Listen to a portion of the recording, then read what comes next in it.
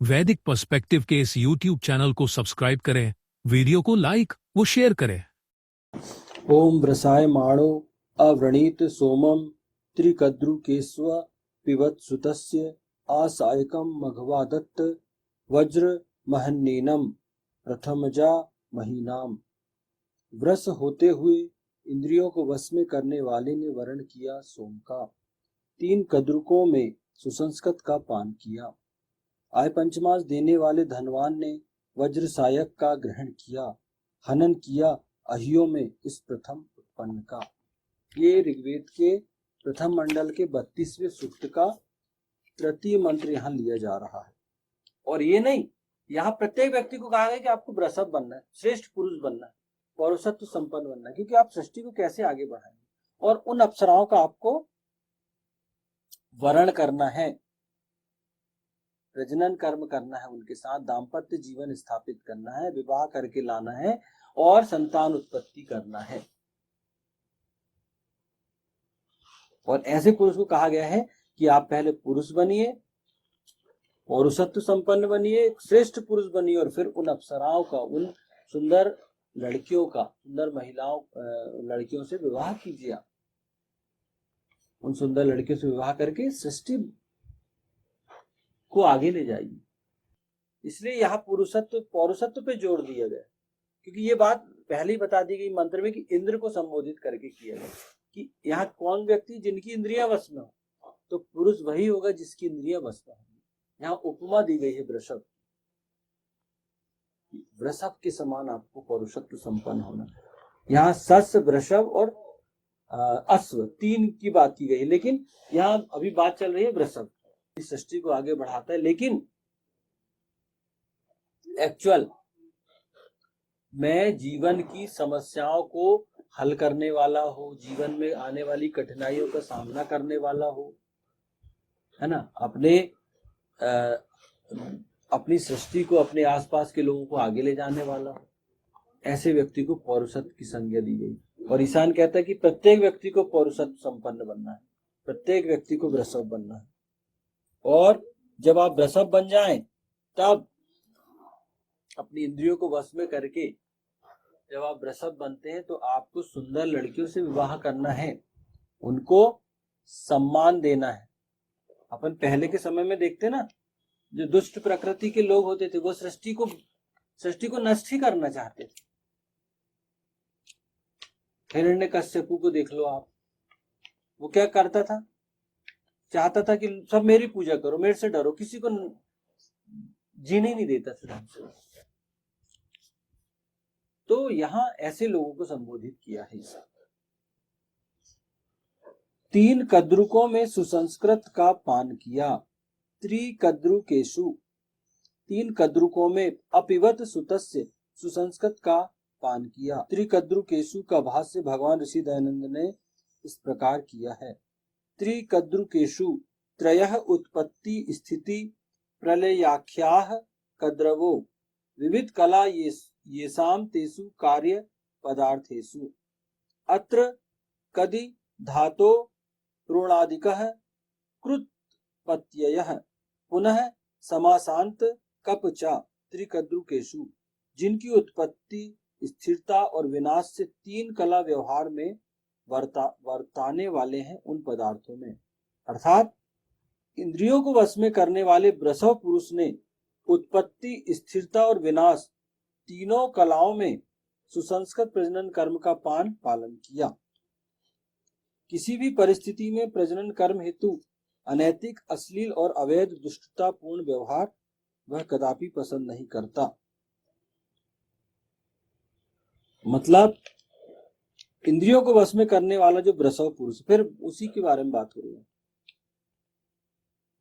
उत्पत्ति, स्थिरता और विनाश तीनों कलाओं में,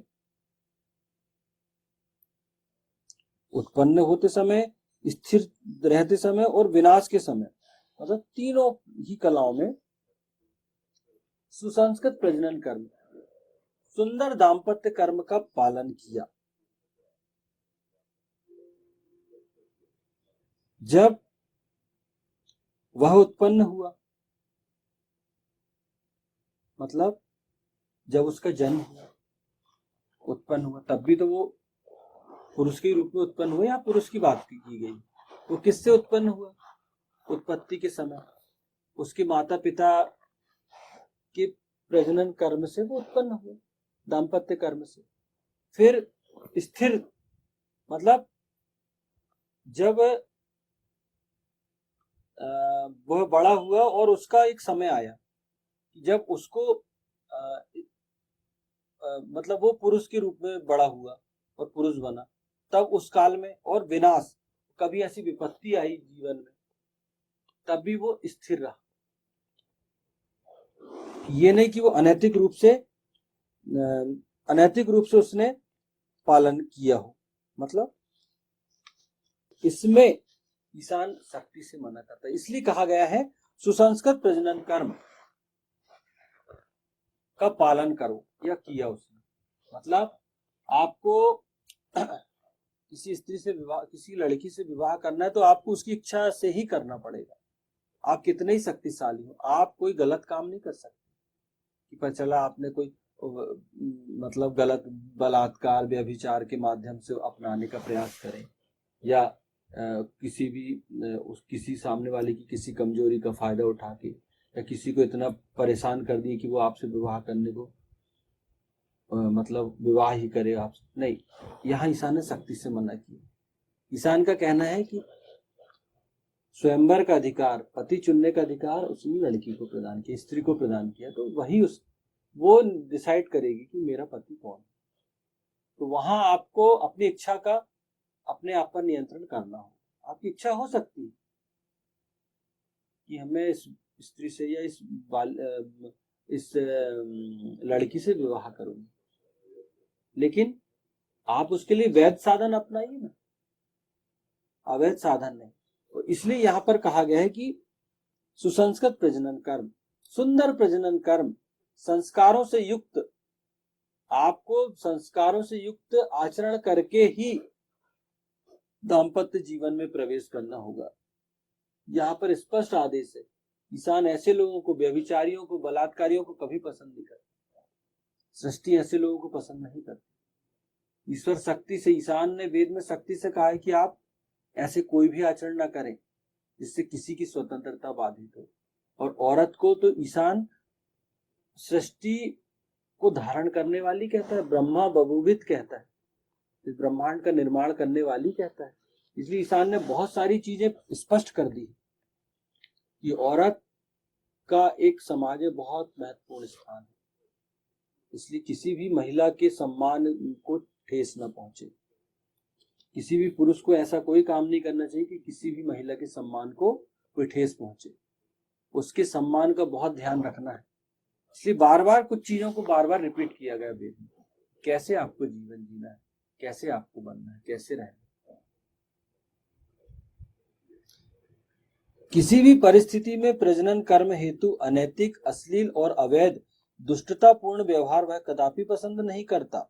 हाँ, दाम्पत्य कर्म करना, पुरुष औरत के जो संबंध है उनमें वो अनैतिक, अश्लील और अवैध दुष्टतापूर्ण व्यवहार कदापि पसंद नहीं करता। मतलब ईशान स्पष्ट करता है, वेद स्पष्ट करता है कि आपको प्रजनन कर्म अपनी पत्नी के साथ ही करना है।